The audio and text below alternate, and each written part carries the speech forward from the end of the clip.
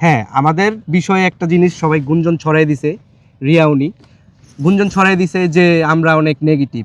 হ্যাঁ, নেগেটিভটা আসলে অ্যাকচুয়ালি বানানো হয়েছে। দেখেন, উনি কিন্তু অনেক আগেও বলছে যে আলম ওরকম আলম তরকম।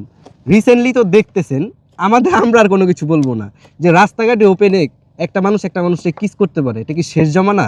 তাহলে কি সেই আগে দেখাই দিচ্ছে? আমরা কখনো করছি? আমাদের সুন্দরভাবে আমরা আসি, অ্যারেঞ্জ করি, ভিডিও করি, শ্যুট করে বাসায় চলে যাই। আমরা আমাদের মতো থাকি। আমরা তো কারো পিছে লেগে নেই। আমাদের পিছে কেন লেগে থাকবে আর মানুষরা? কেন? আমরা কি কারো ক্ষতি করছি? যদি আপনারা হিংসা না হয়ে কাজ করতে চান, কাজে প্রমাণ দেন। আমরাও করি, আপনারাও ফাইটিং করেন, কাজ করেন। না হয়ে আমরা একসাথে একটা ছবি তুললাম, আমাদের লাইক পড়লো, সুনাম আসলো, সেখান থেকে আপনারা দেখে আমাদেরকে জেলাস হয়ে আমাদের ফটোতে স্ট্রাইক দেন, এই করেন।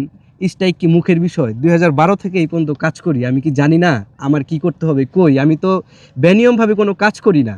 চাইলে তো আমিও স্ট্রাইক দিতে পারি, পেজ নষ্ট করতে পারি, কোনো ব্যাপারই না। কিন্তু কই, আমি করি না।